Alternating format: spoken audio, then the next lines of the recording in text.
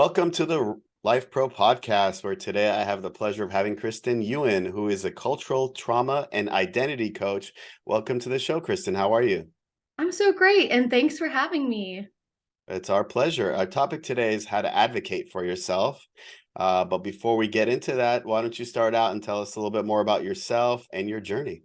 Yeah, absolutely. So everyone, my name is Kristen, and a little bit about myself is I focus as a life coach on cultural trauma and identity. And the reason I picked this is because I'm born in the U.S., but my parents are from China, and so they immigrated from China in the '80s. And when I grew up, I had a really hard time balancing the Eastern and Western cultural values, because I also happen to live in areas where it's not predominantly Asian. So I had a lot of I ran into a lot of issues just growing up, dealing with bullying and figuring out like what I accepted as part of myself. I think I grew up in a time span where I felt like I was disowning the Asian side of me for a very long time because of some racist remarks said towards me, and just with being so young trying to fit in into a group.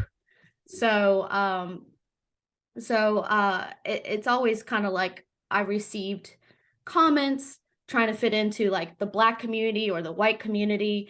And I got to a point in my life where I just realized, like, oh my goodness, I have been disowning like my identity that I am 90% in. I'm pretty much full Chinese, and also I have some Taiwanese into the mix as well. But I realized, with that experience and also connecting with other Asians in America, they also felt that sense of exclusion and the struggle between their identity as they occupied that third space. So that's what kind of brings me here in today is in COVID, I identify strongly as a workaholic. So Mhm.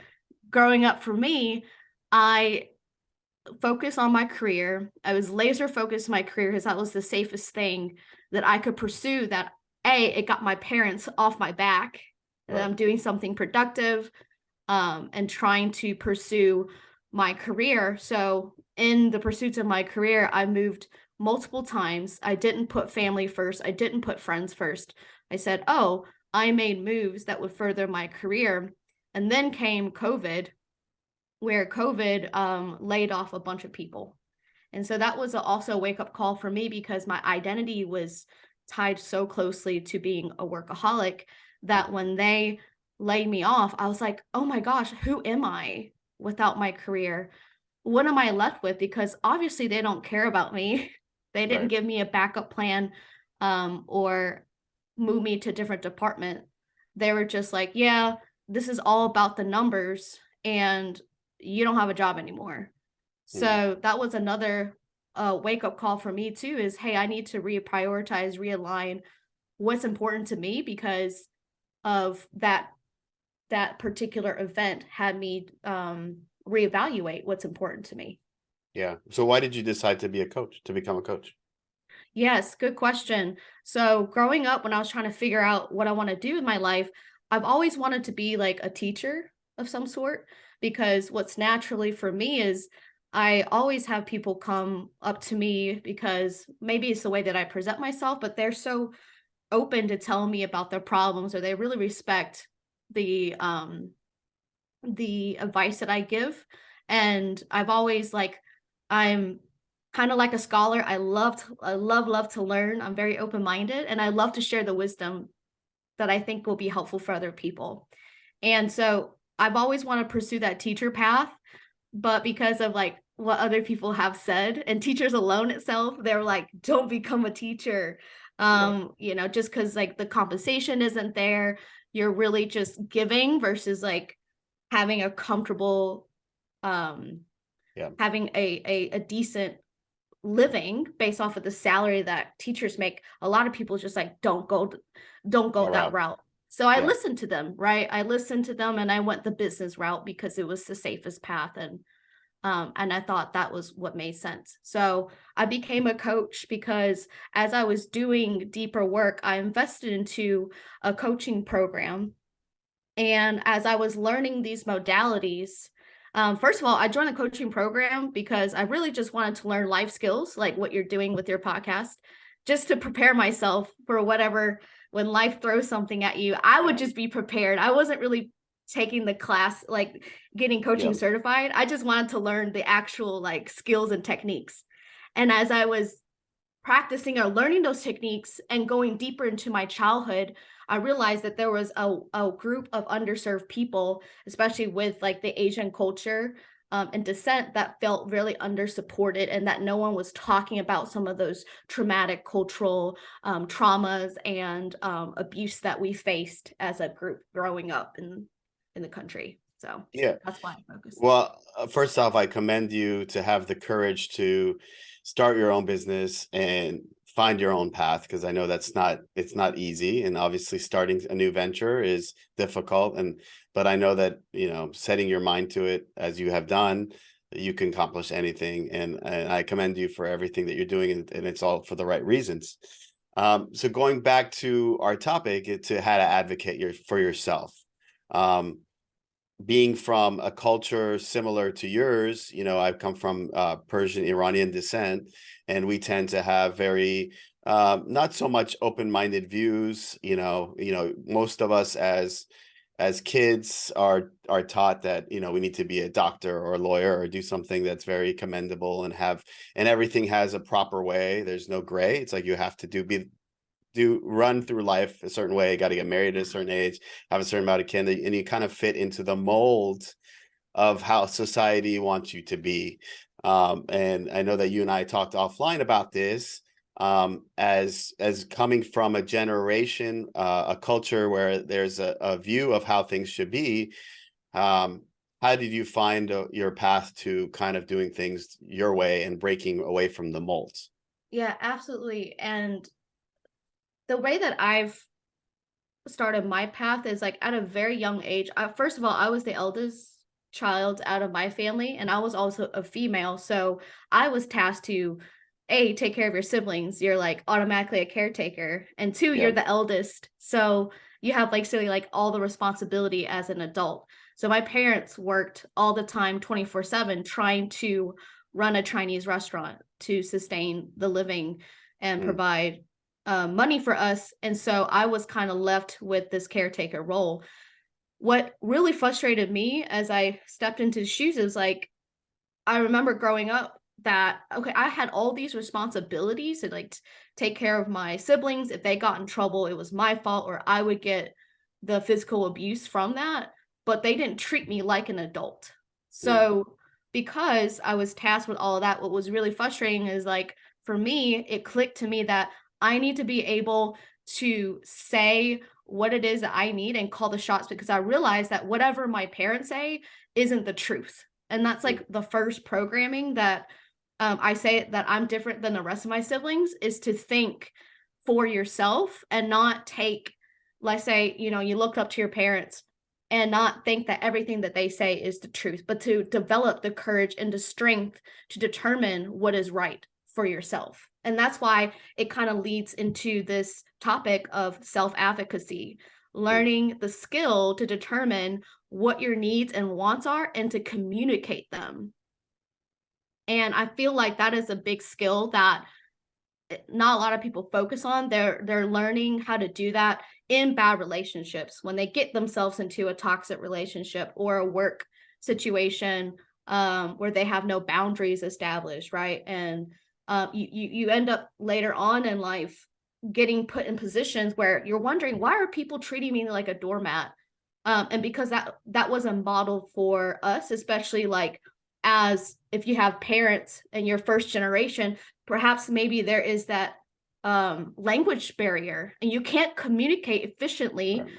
what it is that you want and need. There's like, okay, the client, the customer, and then the business owner relationship. You kind of want to cater to the customer, and you think the customer is always right, but that was never really like demonstrated in a healthy way for us to learn from.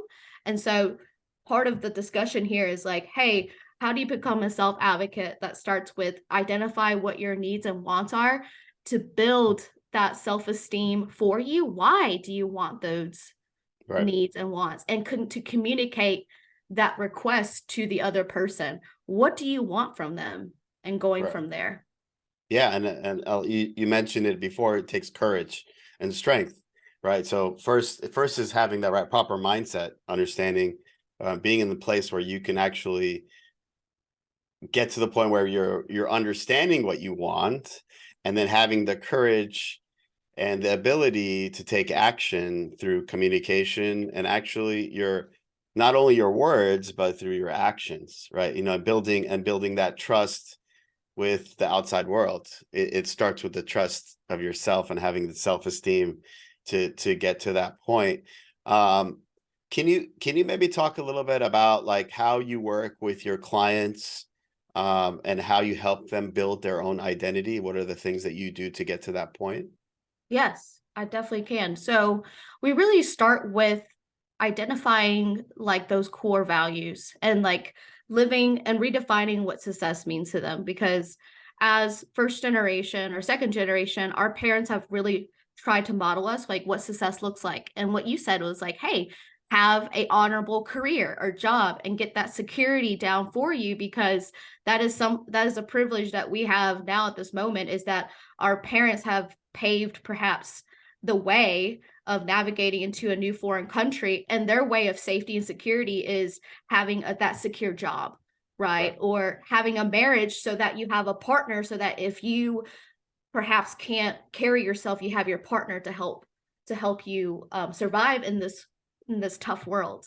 Right. So changing that mindset and getting out of that entire and getting out of that the awareness of, okay, now let's reevaluate what's important and living that core value based living. So evaluating what are your top 3 core values. Is it relationships? Is it your health? Is it wellness? And making that more of your part of your decisions. All of your decisions should support what your core values are. Also, getting an idea where your self esteem is. You can't communicate what you need and want if you don't think you're worth it.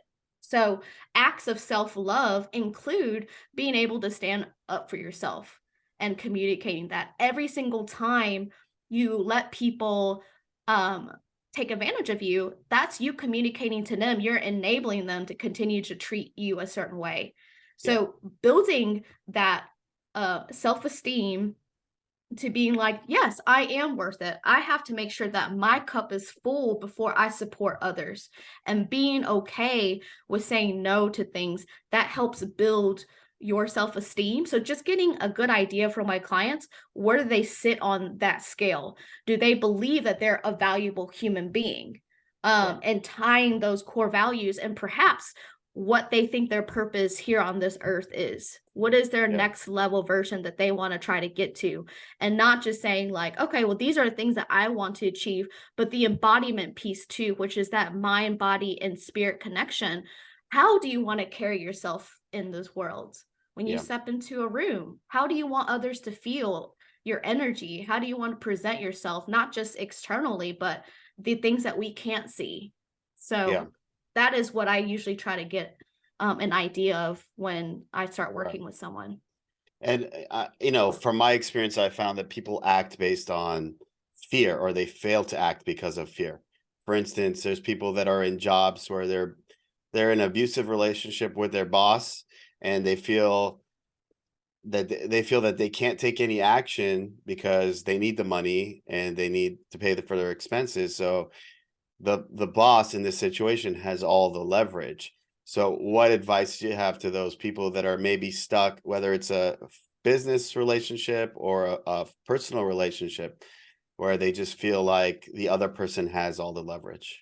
Yes, I was in this situation too a couple years ago, and one realization that I made a connection with, just with my background, but just bringing this back to like how I grew up culturally. I view my parents as like the hierarchy. If I think about a hierarchy, you think Yeah. about your boss being at the top of the hierarchy. Yeah. and how much you want to please your boss to be Right. on their good side. So you're operating kind of like in that mindset where you're like, oh, Mhm. I just want my boss to really like me. And I keep saying yes to these things because I'm trying to create that same relationship that I did with my parents to people please them. And that's where you just have Right. to like make a realization to snap out of it. Yeah. This is a work relationship. And in order to create that security, if the fear is that I will have a loss of income because if I lose my job, I won't have any income. Do things that will build your confidence, like diversifying your skill set. If Right. you know that this is the only income that you're bringing in is just through this source of job, perhaps interviewing with other people, interviewing with other companies to see Yeah. if there's a workplace culture that will work for you and your lifestyle. This is Yeah. what happens when people put all their eggs in one basket Right. and trying to force something to work when perhaps there might be a difference in value-based living and the lifestyle that they really want. Right. So just taking a step back and look, hey, why am I so attached to trying to please my manager? And if this is even the manager that I really ideally want, and Right. being okay to interview with other companies and building that strength and courage to get out of the comfort zone and doing your research on LinkedIn, like Yeah. other companies that might be a better fit for you and what you're passionate about. Yeah, and it goes down to communication, right? Like you either have to stand up for yourself and against your boss, or and stand up for yourself and make sure that they don't knock you down, because when you get knocked down, you can either be the victim and keep taking the abuse, or you can stand up and use it as fuel to make a change in your life. And Yes. a lot of people go through this. I think that that's another thing that you have to realize is people go through this, and you have the power to make the change. We have the powers to change the trajectory of our lives in any way that we can. Our minds are very powerful, and whatever we set our minds to, we can accomplish it. We can't be influenced by other people. We can't let people keep us down. Going back to advocating for ourselves and having that self-love, right? Like in order for us to have the courage and the energy to do that, we have to respect ourselves before. Mhm. And then if we respect ourselves, other people will respect us.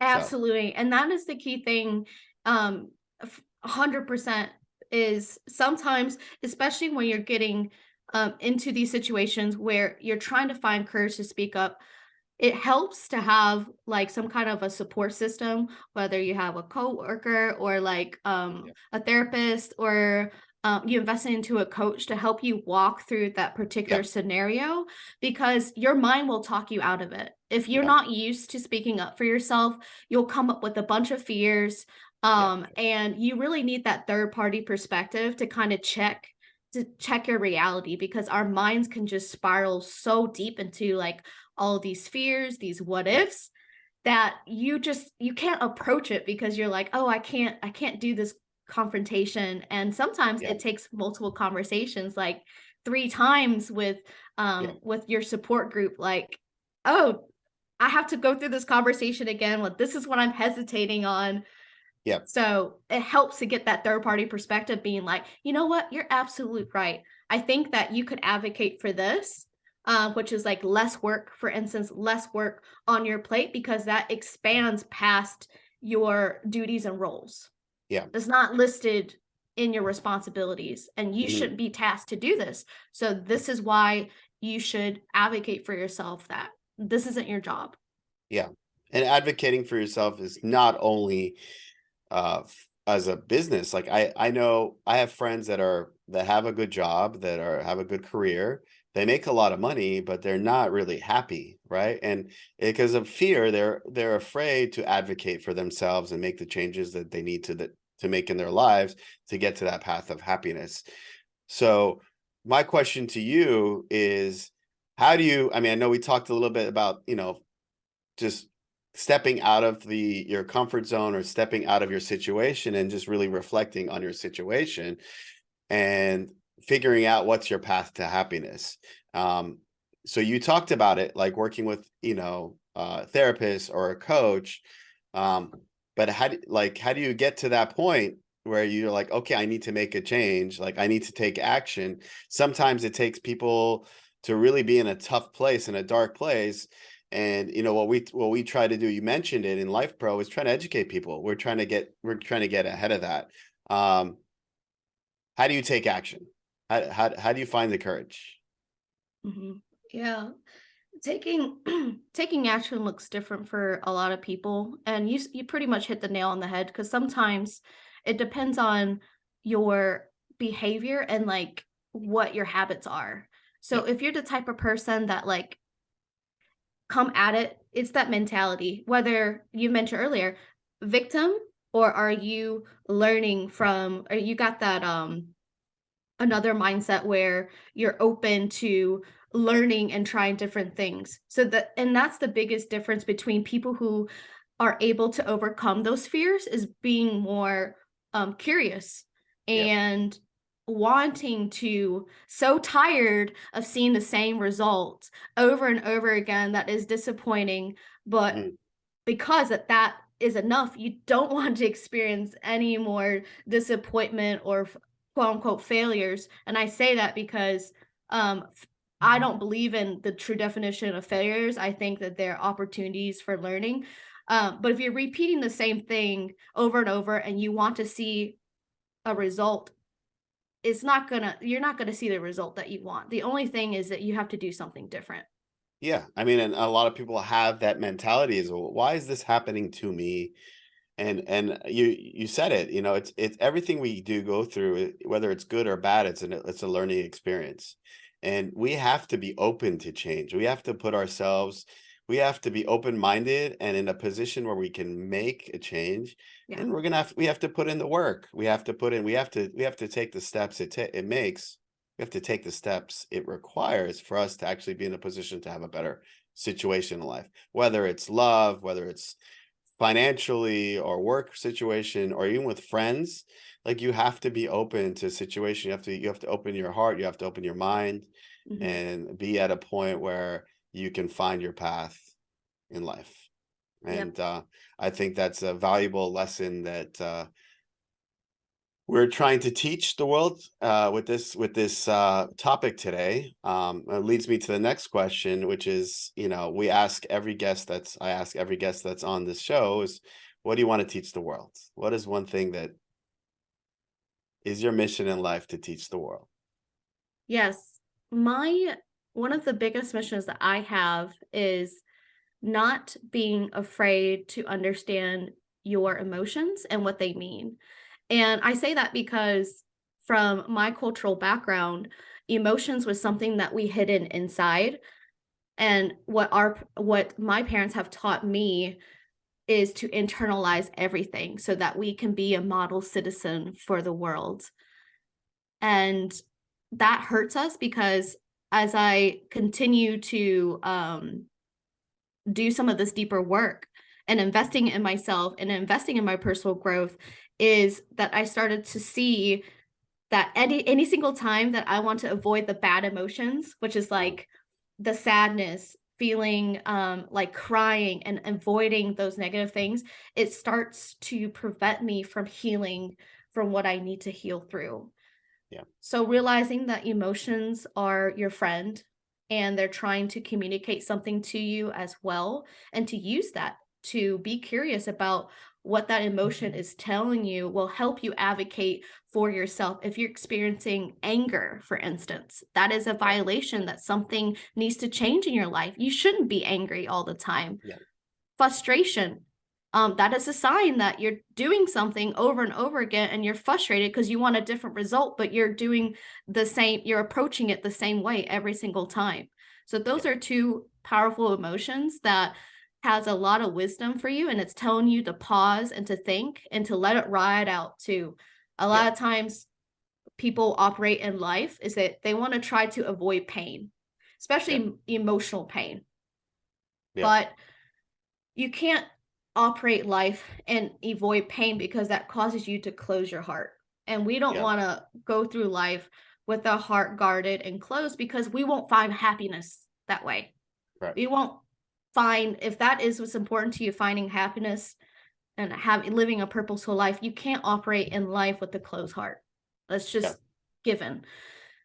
So the important thing is being open, listening to your emotions, pause, let those emotions ride out, Yeah. and find, if you're uncomfortable with that, find, either a mentor, a life coach, a therapist to help you undecipher what Yeah. all of that means so that you can use that as proof to advocate for yourself moving forward.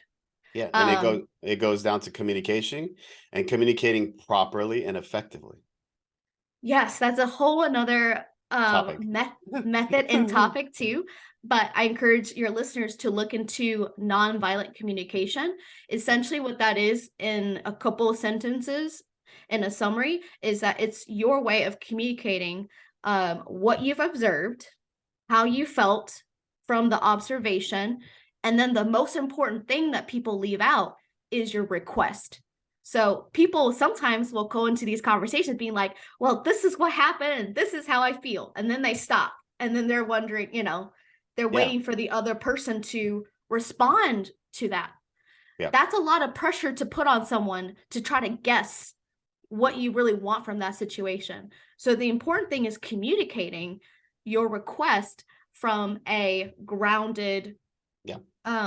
space. You're not trying to like punish them for making you feel a certain way, but what is that request from the situation that has happened that you want to see happen next time? Yeah. Right. So that is just a general 3-step process of like how to communicating that in a non-violent way. You're not out for blood. You don't want to shame or guilt the other person for what they did. You're just trying to communicate from a peaceful place. Yeah. This is what happened. This is what I would like to happen next time. In making that request. Yeah. And doing it clearly can help improve your relationships and help, create bonds. And whether it's your boss or your spouse or your children, you know, clear, effective communication is a lot better than holding the emotions inside, because eventually they'll eat us up and cause more harm than good. Mm-hmm. So I love Absolutely. that. And a lot of what you say is amazing, and I try to live a lot of it in my day to day. Sometimes it's harder to take action, because we're kind of in the moment. We're kind of programmed through like life experiences, through parents and cultural things, and we're programmed to suit. It takes work to reprogram, and a lot of stuff that I talk on my podcast topics come from books that I've read. Um, is there a book that you read that had maybe a major impact on your life? Yeah, I really like this book, and it ties back to living in a third space or third culture, and it's called Permission to Come Home. It's a 10-step book that walks you through getting to know your values, determining what they are, and also the permission to like grieve Yeah, the childhood that you wish you wanted. And it establishes a great framework and foundation for anyone to work through, any multicultural being that is struggling between like, oh, how do I live my most authentic life? It's a 10-step process, and at the end it helps you finding belonging within. So it's called Permission to Come Home, I love written it. by a therapist. I'm definitely going to check that out. Next on my list. I can't wait to read it. And being authentic, really, that's something that is the epitome of advocating for yourself, like being true to yourself. And there's steps involved in all that. My last question is, how can people contact or follow you? Yes. So I do have my own podcast where I talk about strategies and tips. And essentially, the goal of the podcast is to share, again, strategies and tips in case if you don't have the resources to seek a therapist or hire a coach. So just some really great resources for you. The podcast name is Modern Day Asians, where I talk about skills and strategies and my personal experiences, how I overcome them. I also bring on other experts in the field too as well, and interview them on their expertise on particular topics. And you can also find me on Instagram. It's also called Modern Day Asians. You'll see trailers and clips of the podcast episodes that I release. I love it. And yeah, I had a lot of fun talking about you. I could definitely relate to a lot of the things that you've went through as a child. And I think all of us, no matter what cultural background we all have our own challenges, and advocating for yourself is huge. And it's definitely one of the biggest aspects of creating a better life. And that's what we're trying to do, educate people on having a better life on LifePro podcast, Manual to Life. Again, want to remind everybody we're on YouTube and all major podcasts. Please help us like, follow, and share. Kristen, I had so much fun talking to you today. I hope you enjoyed it and found value in our time together. And we'll talk to you later. Thank you. Bye, everyone.